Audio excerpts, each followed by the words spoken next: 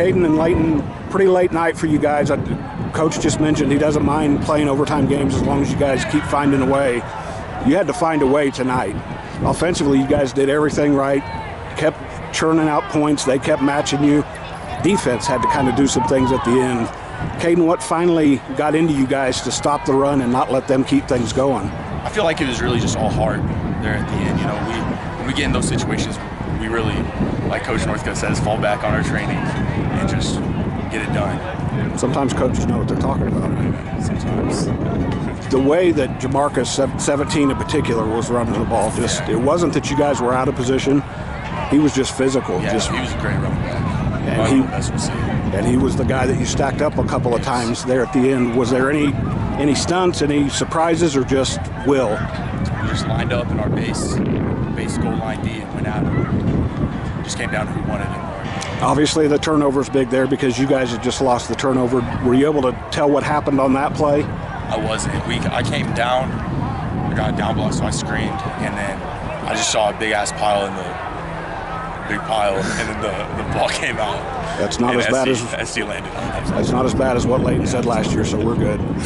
Leyton, I know this was a fun offensive night. How much were you guys clicking, and how much did it surprise you that it was so much with the pass?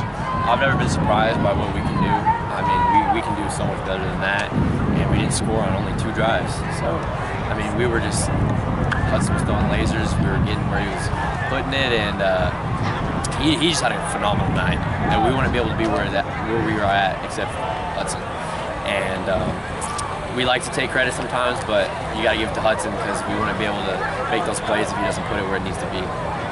You guys didn't run the ball. I don't think you ran it 10 times, but it was kind of like the defense there at the end when you needed to run the ball. I think Landon scored on a jet sweep, and then Hudson kind of gutted it out on the and tack it. Yeah, big push. So you guys kind of saved some of that for the end. How key was that after throwing the ball so well that you could finally get a few yards on the ground? It was big time because they were starting to crack down on our throwing, and we weren't able to run our meshes and sticks and stuff like that. But then when we just ran it, Tackett was ready, and he went for it, and he had a big touchdown. Yeah, him and about 6 offensive linemen and tight ends, exactly. I think all helped. We got to get.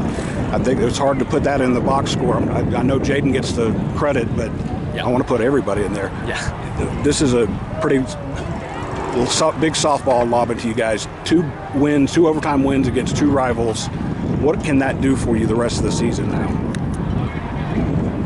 I think we're just going to keep moving forward. You know, this game is cool, but now it's over, so we got to move on to athletes. So we're not really thinking about it. We've been in that position probably a trillion times. Maybe not. I mean, we've only gone overtime twice, but last year, everyone returning from last year, we've all been in Cooper game twice.